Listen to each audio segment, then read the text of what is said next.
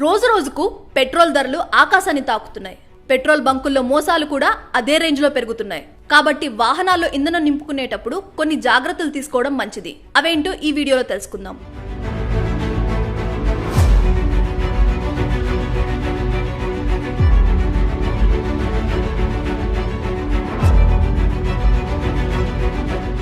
మీ వాహనంలో ఇంధనం నింపుకునేటప్పుడు మీటర్పై దృష్టి పెట్టడం చాలా ముఖ్యం. కానీ అలా కాకుండా మొదటి నుంచి చివరి వరకు రీడింగ్ ను గమనించాలి. కొన్ని పెట్రోల్ బంకుల్లో పియూసి వాహనాన్ని శుభ్రం చేయడం మరేదైనా కారణంతో ఎవరో ఒకరు మీ దృష్టిని మరల్చేందుకు ప్రయత్నిస్తారు. అలాంటి సందర్భాల్లో అప్రమత్తంగా ఉండాలి. పెట్రోల్ లేదా డీజిల్ కొట్టించుకోవడం పూర్తయిన తర్వాత ఇతర పనులపై దృష్టి పెట్టాలి.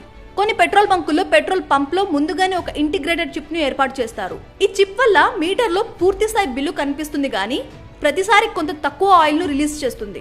ఉదాహరణకు 1000 రూపాయల పెట్రోల్ అడిగితే మీటర్లో 1000 రూపాయలు కనిపిస్తుంది, కానీ మీకు అంతకంటే తక్కువ విలువైన పెట్రోల్ మాత్రమే లభిస్తుంది. ఇలాంటివి మీ దృష్టికి వస్తే ఫిర్యాదు చేయండి.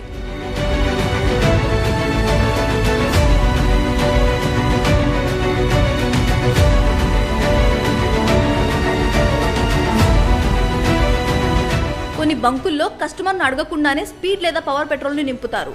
ఇది సాధారణ పెట్రోల్ కంటే ఎక్కువ రేట్ ఉంటుంది. ఇక కొన్నిసార్లు అటెండెంట్ ఇంధనం నింపేటప్పుడు డిస్పెన్సర్ నోజిల్ ను ట్యాంక్ నెక్ లో లాక్ చేయడు. మాన్యువల్ గా స్టార్ట్ స్టాప్ బటన్స్ ను పదే పదే నొక్కుతూ ఉంటాడు. దీనివల్ల ఎయిర్ లాక్ అయ్యి కొంత పరిమాణంలో చమురు యంత్రంలోనే ఆగిపోతుంది. కొన్నిసార్లు మీ వాహనంలో ఇంజిన్ ఆయిల్ లేదా కూలెంట్ తక్కువ ఉందని చెప్పి కంగారు పెడతారు.